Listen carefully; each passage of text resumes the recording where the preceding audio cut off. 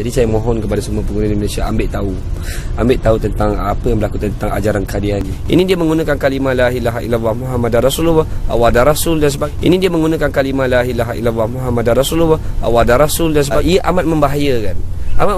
Sebagai saya yakin kalau dia orang yang beragama Islam, dia tidak akan melakukan perkara-perkara yang keji. Contohnya kencing di depan rumah orang, memecahkan cermin kereta orang. Jadi ini seperti kira satu keganasan. Ini boleh dipanggil satu teroris. Jadi ini seperti kira satu keganasan. Ini boleh dipanggil satu teroris.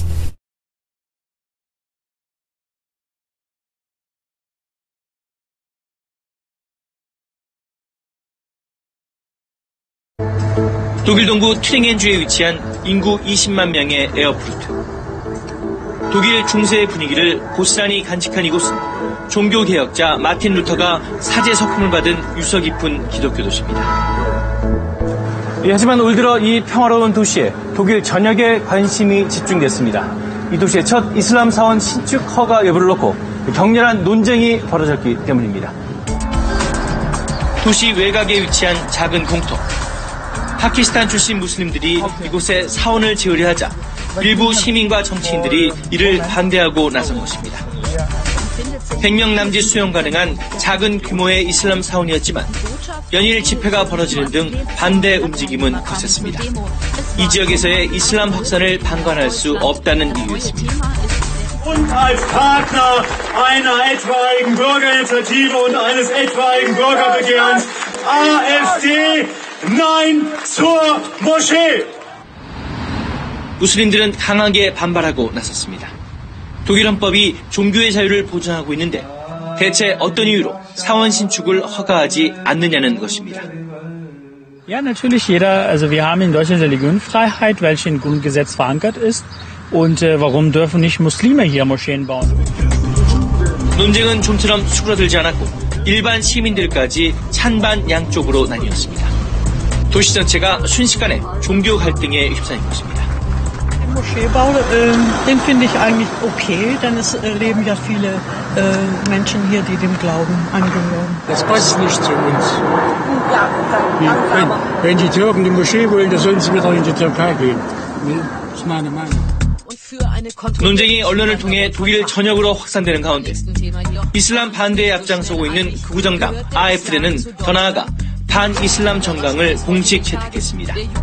이슬람은 독일의 일부가 아니라는 문구를 자신들의 정강에 명시한 것입니다.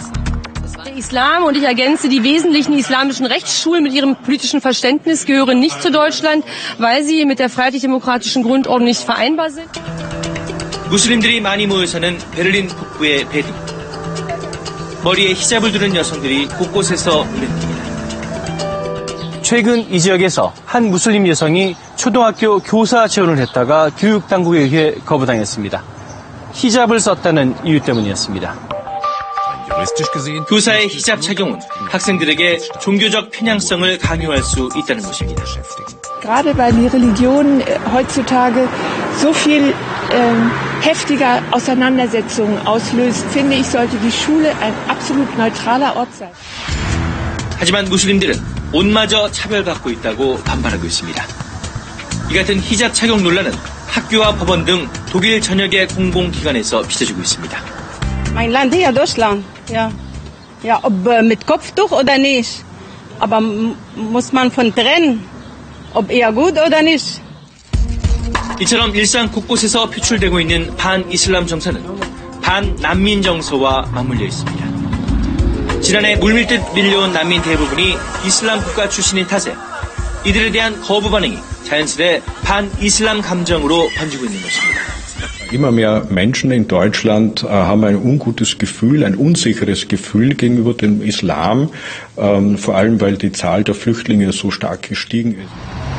하지만 오래전부터 독일에 정착한 많은 무슬림들은 자신들 역시 독일 국민이라며 서로에 대한 이해와 존중을 호소하고 있습니다.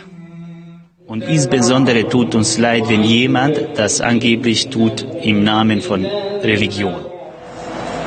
올해 유로 2016 4강에 오르며 축구 강국의 위상을 재확인한 독일 대표팀. 전문가들이 꼽는 독일팀의 최대 강점은 바로 통합입니다.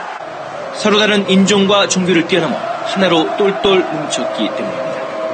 Die deutsche Fußballnationalmannschaft ist eine der besten Beispiele für gelungene Integration. Bei uns kommt es auf Leistung an und nicht auf die Herkunft eines Spielers oder an welche Religion er glaubt. 독일 내 무슬림은 약 400만 명, 전체 인구의 5%에 해당합니다. 동서독의 오랜 분단을 극복하고 통일을 이룩한 독일이 이제는 무슬림들을 포용해 또 다른 통일을 이뤄내야 하는 새 과제에 직면한 것입니다. 테러에 대한 공포와 타 종교에 대한 불신을 극복하고 독일 축구처럼 슬기롭게 통합을 이뤄낼 수 있을지 전 세계가 주목하고 있습니다. 독일 에어프루트에서 이민우입니다. 네, 독일은 과거 나치의 유대인 학살이라는 역사적 과오가 있어서 사실 세계 그 어떤 나라보다도 포용 이런 거를 강조하는 걸로 알고 있는데 이런 독일조차도 이슬람 공포증을 피해가지는 못하고 있는 그런 상황이네요. 네, 더욱더 큰 문제는 이제 IS가 등장하면서 이라크와 시리아에서 대규모 난민이 발생했기 때문에 앞으로 이제 독일로 유입되는 난민이 더 늘어나게 된다라는 거고요. 뭐 쉽게 말씀드리면 지금 지중해를 둘러싸고 유럽으로 가려는 난민의 수가 약 1,000만 명이 지금 대기를 하고 있는 이런 상황에서 유럽인들이 긴장을 하고 있습니다. 작년 한 해 동안이요. 독일로 들어온 난민의 수가 110만 명이라고 합니다.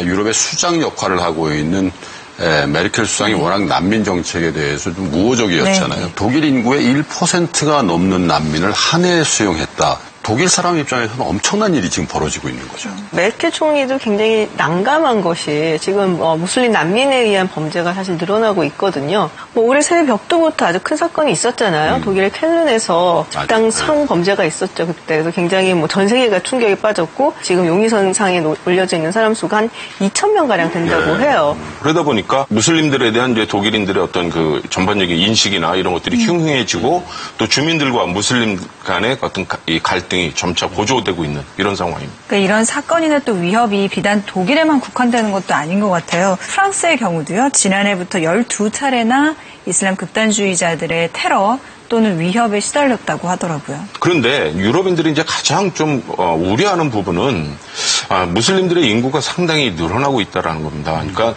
지금 뭐 현재도 한 유럽 전체 EU 내에 2,070만 명 정도가 살고 있는데 2050년 정도 되면은 약 4천만까지 이렇게 갈 수 있다라는 거죠. 그래서 이제 최근에 나온 용어가 있어요. 유라비아라는 용어 들어보셨습니까?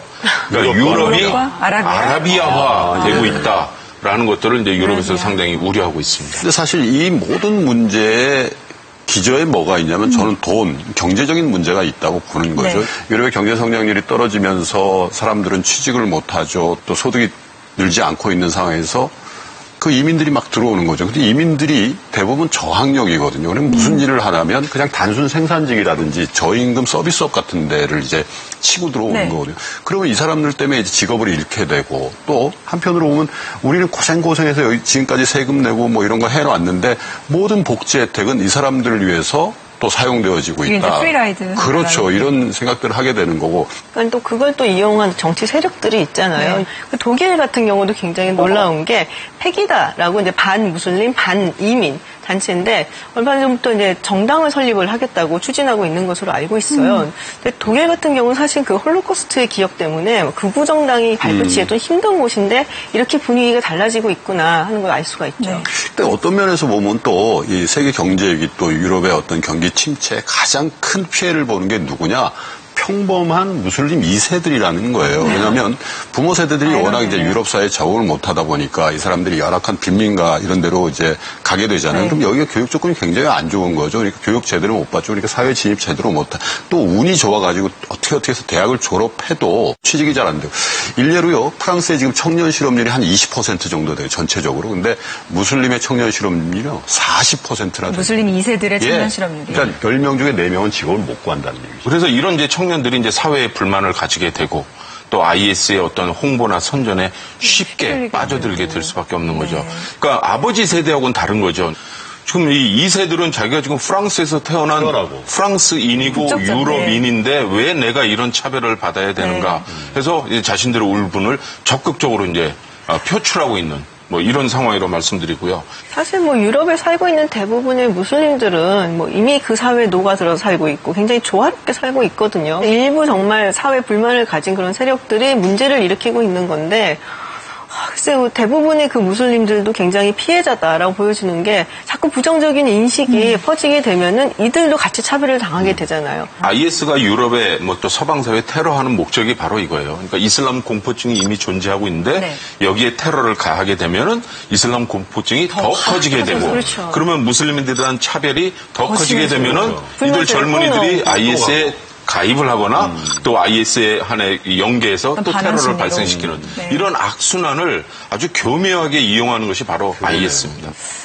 이슬람 극단주의자들이 유럽에서 잇따라 벌이고 있는 테러들로 반이민, 반이슬람 정서가 더 확산되고 있는 것만은 맞는 것 같습니다. 하지만 더 큰 비극을 막기 위해서 과연 어떤 방법이 정답일지는 조금 더 깊고 또 다각적인 고민, 또 성찰이 필요할 것 같습니다. 자, 특파원 보고 세계는 지금 어느덧 마칠 시간인데요. 다음 주에도 주요한 글로벌 이슈들을 더 정확하고 또 깊이 있게 준비해 오겠습니다. 함께해 주신 여러분 고맙습니다.